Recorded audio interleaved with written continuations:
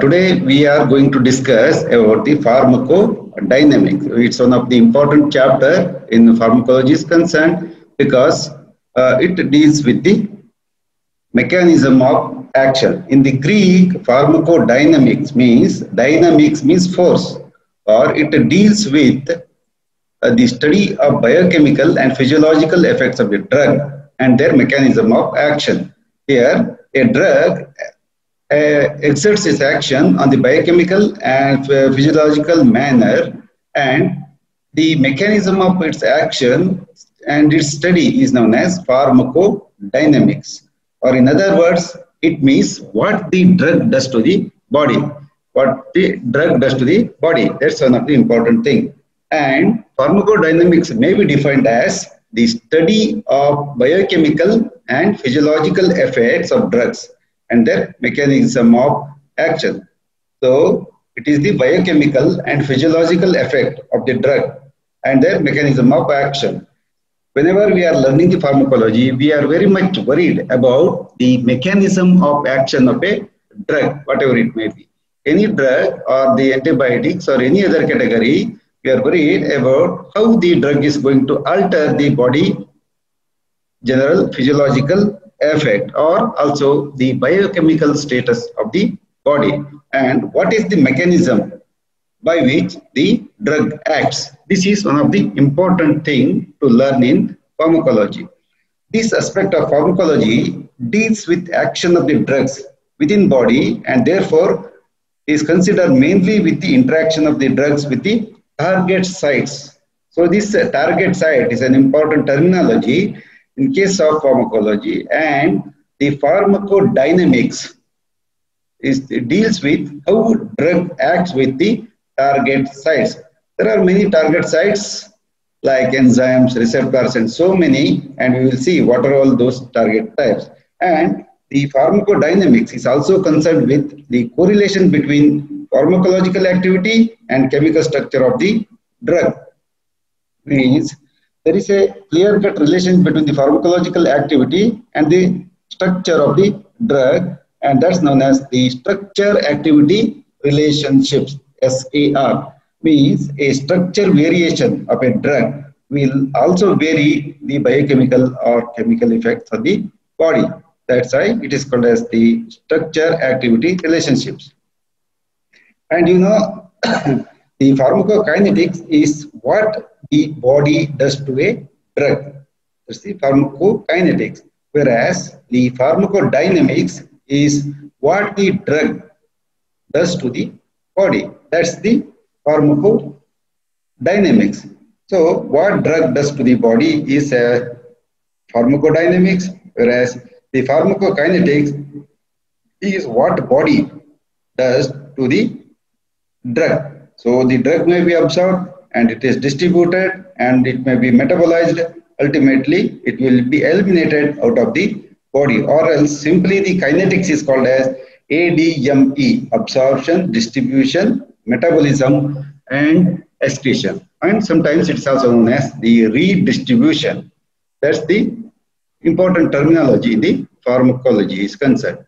And what the body does to the drug is pharmacodynamics usually, and see here there is a cartoon that a hippopotamus is given the injection of XYZ and the two rats are speaking. How will that stuff get down there up to his sore throat? Because the injection is given in the ram region and the action is being done on the throat region. That's why the rats are curious how the drug affects on the throat. Like means, suppose if you administer the drug through orally also, it will go to the heart and does its mechanism of action. That's how it is the body does to the drug is the kinetic. And the mechanism of drug action is so how the drug is going to act on your body. And it exerts its pharmacological effect, means it's not the physiological effect. The altered physiological effect is known as pharmacological effect. So there is a small difference between the physiology and pharmacology. Physiology is the one in which the normal biochemical and physiological mechanisms are being dealt, whereas the pharmacology is the one which is going to change these normal biochemical and physiological parameters to something extra. So that's how the drugs are going to exert their action, and the drugs can speed up or slow down the biochemical reactions which cause heart to contract and endocrine glands to secrete more and more hormone, or sometimes it is going to reduce the quantity of the hormones also. Blood do clot and nerves propagate the action potentials or impulses. That's what we say. And the drugs can do so many action in the body, and they can alter the physiological mechanism from normal to some different which is required for the body. Means the human being is manipulating the physiological mechanism of the body as per his wish and need. That's how the pharmacological and dynamics deals. And the pharmacological effect of most drugs result from their interaction with some macromolecular component of the animal or organisms. Means the pharmacological effects of most of the drugs are exerted by the reaction or interaction of the drug with macromolecular component of organisms. It's a macro, means big molecule. And these interactions often alter function of the pertinent group and thereby initiate some biochemical and physiological changes which are characteristic of the response of the drug.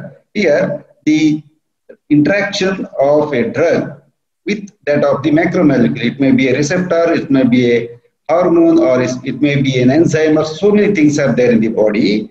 It is going to change the physiological and biochemical functions which are desired by us.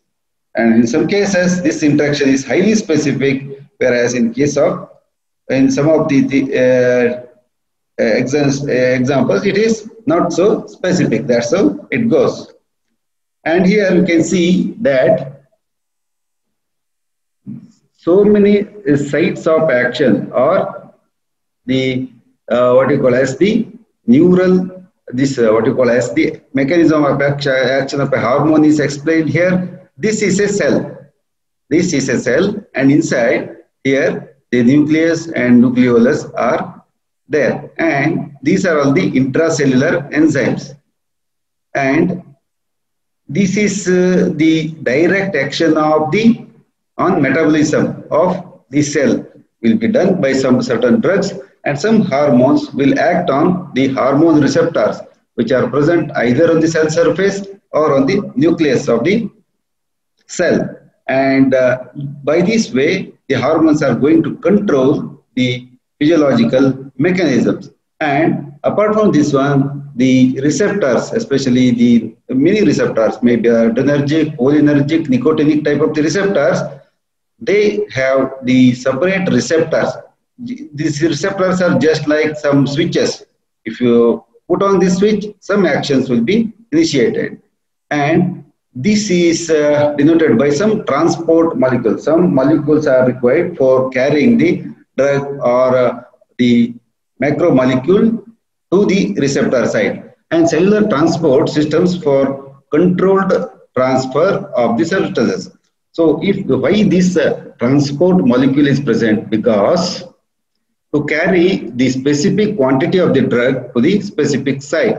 For example, this is an ion channel, and here the ions like sodium, potassium, calcium, they require some transporter, just like calcium ion transporter, sodium ion transporter, and they will act on the receptors. And so here, then apart from this one, many type of the receptors are present on the what you call as the cell surface, and this is a cell protein. And after once this drug is going to act on the receptor, cascade of events will start inside the cell, and accordingly this is fatty acid and glycerol and phosphoric acid, and the cell structure to contain all these materials. That's why we have to learn certain basic things. And how drug works? That's the one of the important question to be asked in pharmacology is concerned, because this is the what you call as most basic principle of the pharmacology to learn is how the drug work on the body. And most of the drug bind to the proteins, or they are also macromolecules in these cells, maybe the cell surface or inside the nucleus. So protein targets can be divided into four categories like this. One is the receptors. These are all the receptors, just like plug and socket. They are on the cell surface. The receptors. Receptors, maybe thousands of receptors are present on a single cell, because on a single cell, so many things are acting inside the body. That's why many type of the receptors, maybe adrenergic receptors, cholinergic receptors, hormone receptors, enzyme receptors, ion channels, and so many other things are present on a single cell. And these are known as the carrier protein. These are very much required, carrier proteins are very much required for the transportation of the monovalent ions like sodium, potassium, and divalent ions like cations like the calcium. They are very much required. And apart from this one also, some enzymes are there through which the drugs are going to act. So varieties of the enzymes are present inside the cell and outside the cell also. And apart from this one, the ion channels are the important macromolecules through which the drug is going to act. So either increasing the sodium transport or decreasing the sodium transport, or increasing the potassium intrusion or decreasing it. So accordingly, the drug is going to act on, suppose this is a hormone, it's going to act on, the hormones will always act through a receptor. And apart from this one, the carrier proteins are there to carry the molecules inside or outside a channel, and enzymes and the ion channels. These are the very important components or targets, what you call as the drug targets in the body, and these are divided into the so many categories. And drugs will work by specific action. So specific action of the drug is mediated by the receptors, ion channels, enzymes, and carriers, as already they are explained. Whereas some action of the drug is also mediated by non-specific mechanism of action. So in this non-specific mechanism of the action, the receptors, ion channels, enzymes, and carriers are not involved. And here the physical actions and chemical actions on the body's fluids or body components is being maintained. And so these are all the how the principles of the drug action. And coming to the first sentence, that's the drug is going to act, and it is do not impart new functions on any system, organ, or cell. So whenever a drug if you are given, it is not going to bring a new change or new conformation or new thing in the body, but it only alter the pace of ongoing activity. There is an ongoing activity already in the body, and this type of activity is going to be changed by the drug.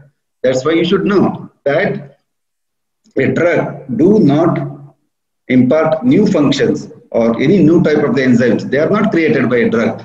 Already, if some enzymes are there, if there are some receptors are there, the drugs are going to bind with them and bring some change. So that's the drug action is mediated by many other mechanisms, like one is stimulation, depression, irritation, replacement, and cytotoxic activity. Depending upon the type of the action, so the number one is stimulation, then the depression of the action, and irritation and replacement. And these are the basic principles of drug action, and sometimes the cytotoxic action. And now we will see what is the stimulation, what is the depression, etc. The next slide is concerned. Here you can see principles of the drug action are classified into stimulation, depression, irritation, replacement, and cytotoxic actions. This five type of the action are there. In the stimulation type of the action, the mode is selective enhancement of level of activity in the specialized cell. In the specialized cell, maybe a hormone producing cell or the neurotransmitter producing cell. Here, excessive stimulation is often followed by depression of a function. And the classical example of this one is adrenaline or norepinephrine. Both are same. Just there is a small chemical change. Methylated epinephrine is called as the norepinephrine, or adrenaline and epinephrine are same. And this epinephrine stimulates heart and increases the heartbeat. The myocardial force is increased. The beat is also increased. Whereas the pilocarpine,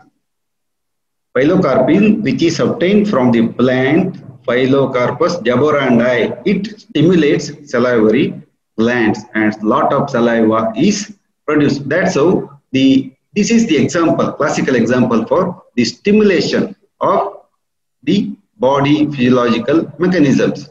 And picrotoxin is the one which what you call as stimulates the central nervous system and also induces the convulsions, and ultimately there will be a coma and death.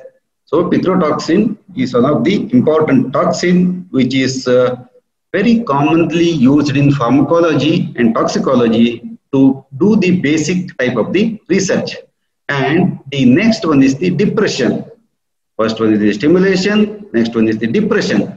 Depression is selective diminution of activity of specialized cells. Here there are certain specialized cells are there, and there will be selective diminution of the activity or reduction in the activity can be seen.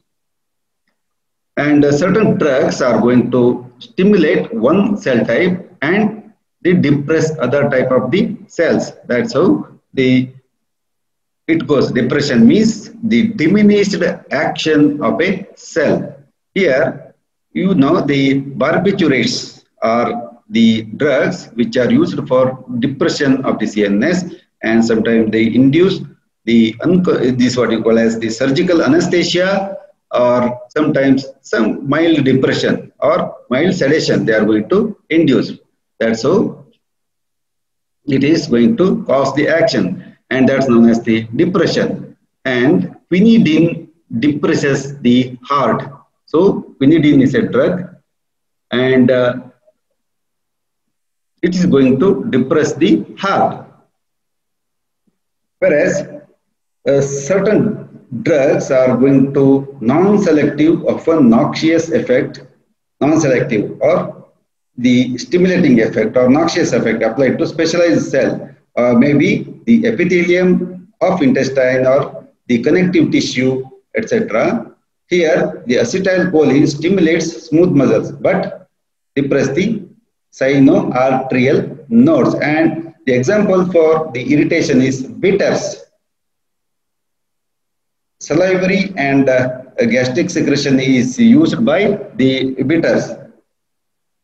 Then the replacement, here the use of the natural metabolites or the hormones on their congeners in deficiency status.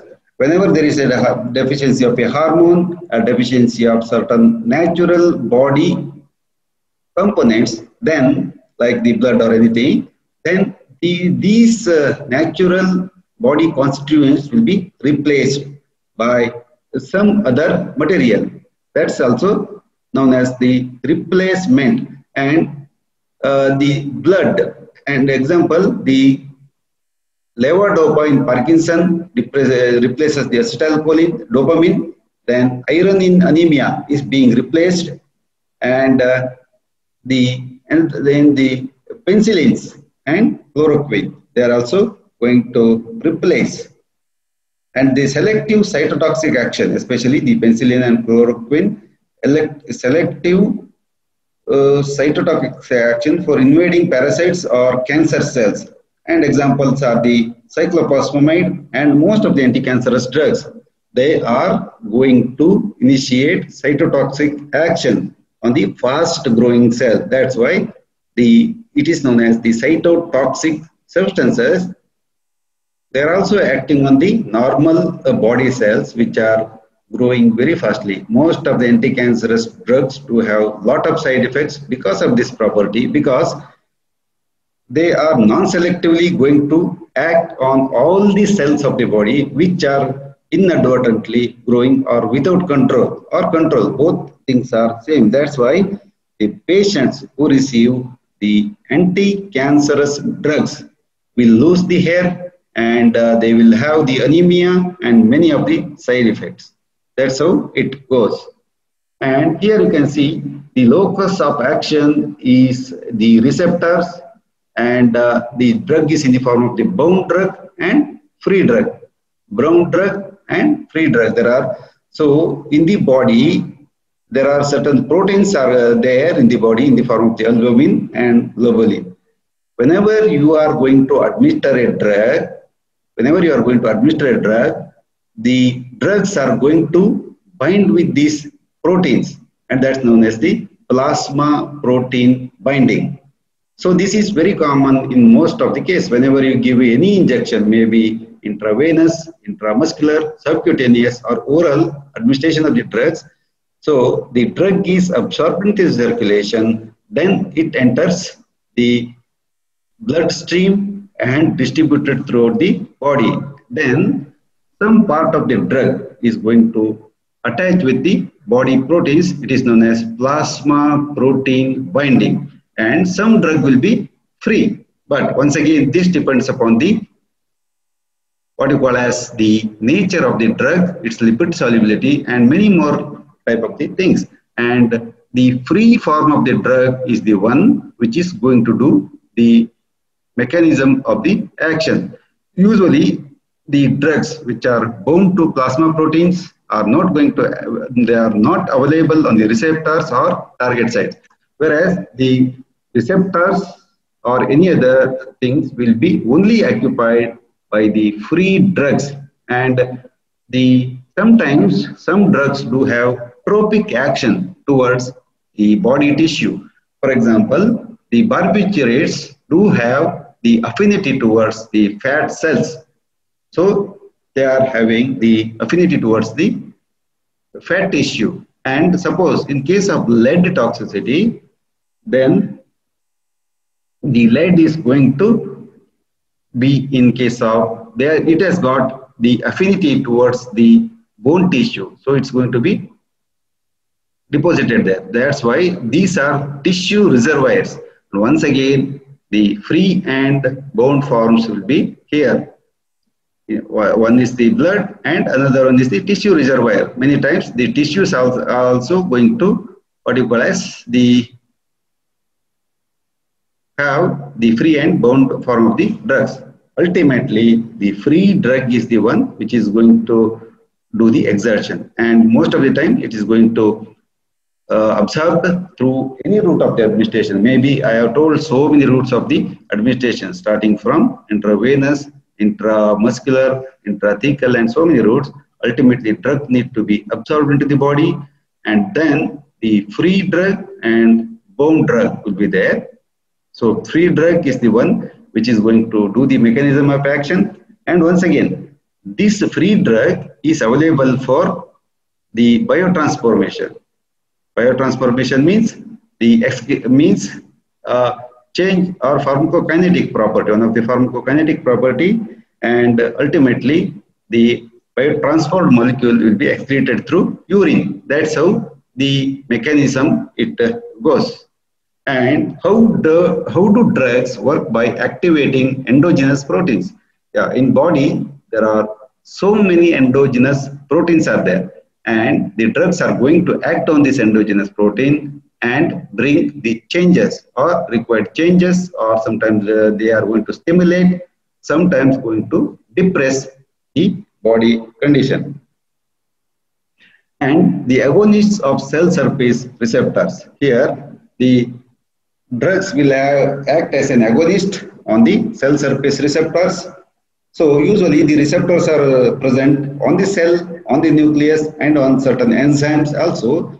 See here, the examples of cell surface receptors are alpha agonists and morphine agonists, or these are also known as opioid agonists, and agonists on the nucleus.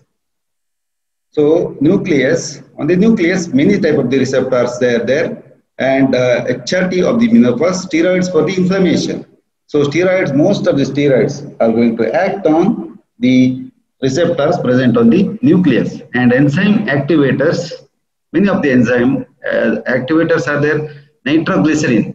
So this is going to activate the guanylyl cyclase, and pralidoxim, it is going to activate the acetylcholine esterase enzyme.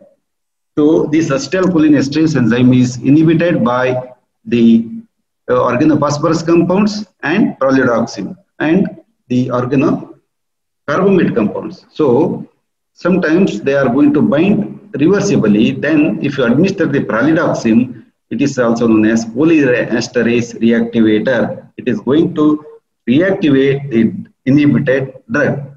And apart from this one, there are many type of the ion channels. Openers are there. Minoxidil is the potassium ion channel, and alprazolam is the chloride ion channel opener. So both of these things, minoxidil is a drug used to increase the growth of the hair. How it is going to act is, it is going to open the potassium channel, and at that time the activity of the cell is decreased. Then the alprazolam is going to act on the dopamine type of the receptor, and it's going to inhibit such receptor and induce the anti-anxiety action. This alprazolam is one of the drug very commonly prescribed in psychiatry treatment, and this is going to act on the central nervous system through dopamine type of the receptors.